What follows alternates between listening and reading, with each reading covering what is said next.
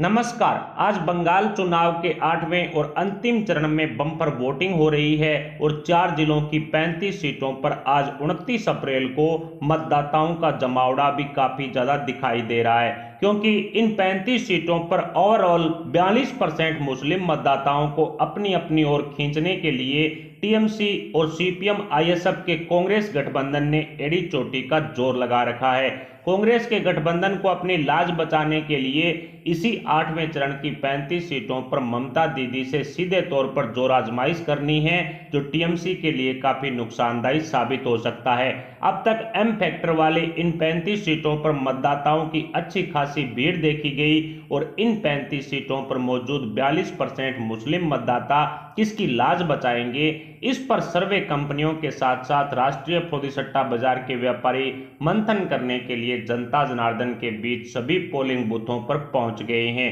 राष्ट्रीय सट्टा बाजार ने इन 35 सीटों का शुरुआती रुझान देश के सामने रख दिया है, जो काफी चौंकाने वाला सामने आया है। राष्ट्रीय फौजी सट्टा बाजार ने अपने व्यापारियों के जरिए मालदा, मुर्शिदाबाद, कोलकाता और बीरभूम जिले की सभी 35 सीटों के मतदान बूथों पर जनता जनार्दन के बीच रह करके सर्वे किया है, जो चौंकाने वाला है। राष्ट्रीय सट्टा बाजार के समीकरण देखने के लिए देखिए ये स्पेशल रिपोर्ट। 8वें चरण की 35 सीटों पर एम फैक्टर का दबदबा है, लेकिन मुस्लिम समाज में आपसी फूट के कारण मुस्लिम मतदाता टीएमसी, सीपीएम, ओवैसी और अन्य के साथ साथ बीजेपी में बंट चुका है। इसलिए त्रिकोणीय मुकाबला इन सभी सीटों पर होगा, जो बीजेपी के लिए फायदेमंद हो सकता है। खासकर कोलकाता उत्तर की सभी 7 सीटों पर भारतीय जनता पार्टी का दबदबा रहने की बात राष्ट्रीय सट्टा बाजार की सर्वे में कही गई है। 8वें चरण की कई सीटों पर मुस्लिम मतदाताओं की संख्या 50% से ज्यादा है, लेकिन ममता दीदी और कांग्रेस के गठबंधन दलों में आपसी फूट का फायदा भारतीय जनता पार्टी को मिलने का अनुमान राष्ट्रीय सट्टा बाजार की सर्वे में लगाया गया है। कोलकाता उत्तर की 7 सीटें चौरंगी, एंटली, बेलेघाटा, जोरासांको, संपूपुर, मानिकतला, काशीपुर, बेलगछिया पर 8वें चरण में चुनाव है, जहां राष्ट्रीय सट्टा बाजार ने कांग्रेस के गठबंधन को 2 सीटें सौंप दी है। 8वें चरण में कोलकाता की 7 सीटों में से 2 सीटों पर सीपीएम और कांग्रेस का दबदबा रहेगा, तो वहीं 1 सीट पर टीएमसी को जीत मिलने के अनुमान राष्ट्रीय सट्टा बाजार और ओपिनियन पोल में लगाए गए हैं। वहीं कोलकाता की 60 सीटों में से 4 सीटों पर भारतीय जनता पार्टी कमल खिलाने में कामयाब हो सकती है, इस तरह का अनुमान सट्टा बाजार द्वारा लगाया गया है। बीरभूम की 11 सीटें दुबराजपुर, सूरी, बोलपुर, नानूर, लवपुर, सेंधिया, इसके अलावा म्यूरेश्वर, रामपुर हाट, हसन, नलहट्टी और मुरारी, यहां पर राष्ट्रीय सट्टा बाजार ने कांग्रेस के गठबंधन को 4 सीटें दी है। 4 सीटों पर राष्ट्रीय सट्टा बाजार के अनुसार बीरभूम की 11 सीटों में से 4 सीटों पर कांग्रेस और सीपीएम का मिलाजुला दबदबा है वो देखने को मिलेगा। वहीं टीएमसी के खाते में बीरभूम की 11 सीटों में से 2 सीटें जा सकती है, इस तरह का अनुमान राष्ट्रीय सट्टा बाजार द्वारा लगाया गया है। ममता दीदी का दबदबा सिर्फ 2 सीटों पर ही बीरभूम में दिखाई दे रहा है। इसके अलावा भारतीय जनता पार्टी को 5 सीटें राष्ट्रीय सट्टा बाजार सौंप चुका है। बीरभूम की 11 सीटों में से 5 सीटों पर त्रिकोणीय मुकाबले के चलते भारतीय जनता पार्टी कमल खिलाने में कामयाब होगी, इस तरह का अनुमान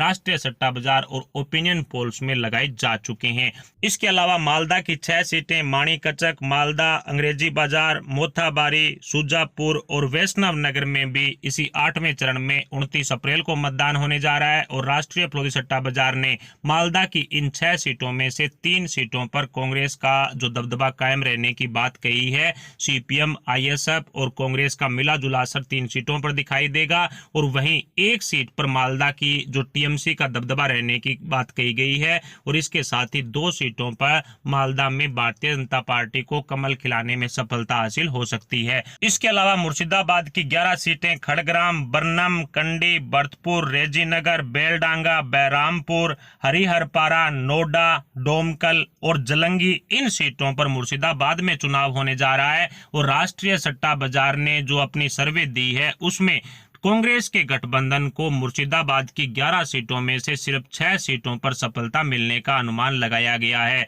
बताया जा रहा है कि कांग्रेस, सीपीएम, आईएसएफ यानी कि फुरफुरा शरीफ के पीरजादा का यहां पर दबदबा है, जिसके चलते कांग्रेस के गठबंधन को यहां 6 सीटें मिलेगी और टीएमसी त्रिकोणीय मुकाबले के चलते पिछड़ चुकी है। टीएमसी को सिर्फ 2 सीटों पर, मुर्शिदाबाद की 11 सीटों में से सिर्फ 2 सीटों पर सफलता मिलने का अनुमान सट्टा बाजार ने लगाया है और वहीं त्रिकोणीय मुकाबले के चलते 3 सीटों पर भारतीय जनता पार्टी अपना कमल खिलाने में कामयाब हो सकती है। इस गणित को आसान भाषा में समझें तो कांग्रेस के गठबंधन को इस 8वें चरण की 35 सीटों में से 15 सीटों पर सफलता मिलने का अनुमान लगाया गया है। और जिस तरह से 8 चरणों के चुनाव हैं उनमें से 7 चरण के चुनाव हो चुके हैं और इन 8 चरणों में पहली बार कांग्रेस के गठबंधन को सभी पार्टियों से सबसे ज्यादा सीटें इस 8वें चरण में मिली है। इसके अलावा टीएमसी को सिर्फ 6 सीटों पर ही सफलता मिलने का अनुमान लगाया गया है। त्रिकोणीय मुकाबले के चलते मुस्लिम मतदाता हैं वो टीएमसी से किनारा कर चुके हैं, जिसके चलते टीएमसी को सिर्फ 6 सीटें दी गई है।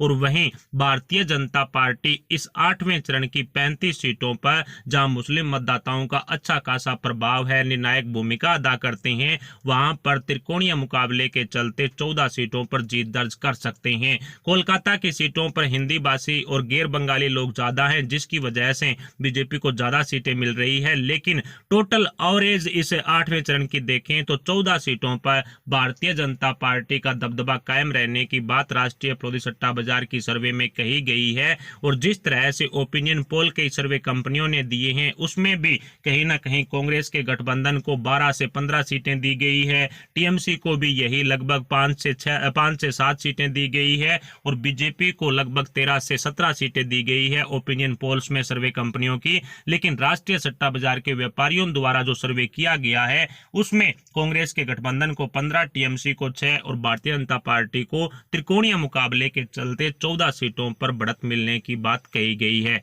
जैसा कि आपने देखा 8वें चरण में चारों जिलों की 35 सीटों पर मुस्लिम मतदाताओं की भरमार है, लेकिन ट्रिंगल फाइट होने के कारण मुस्लिम वोटर्स कई हिस्सों में बंट चुके हैं और ममता दीदी की बौखलाहट देख करके एम फैक्टर ने टीएमसी से दूरी बना ली है, जो भारतीय जनता पार्टी के लिए अच्छे संकेत माने जा रहे हैं। भारतीय जनता पार्टी ने 2 मई को ममता दीदी की विदाई के लिए तैयारियां भी शुरू कर दी है और बताया जा रहा है कि पूरे रीति रिवाज के साथ ममता दीदी की परमानेंटली विदाई में भारतीय जनता पार्टी जुटी हुई है। प्रधानमंत्री नरेंद्र मोदी जी के एक बयान में भी कहा गया था कि ममता दीदी भविष्य में कभी भी मुख्यमंत्री नहीं बन पाएगी, यानी सदा के लिए पूर्व मुख्यमंत्री का दर्जा है वो ममता दीदी को मिल चुका है। लेकिन जिस तरह से ममता दीदी की बौखलाहट सामने आई है, उनके नेता और मंत्रियों की बौखलाहट सामने आई है, क्लब हाउस के फर्जी पत्रकारों की जो बातचीत लीक हुई थी जिसमें पीके साफ साफ कह रहा है कि मोदी फैक्टर के चलते इस बार ममता दीदी की सरकार नहीं आएगी।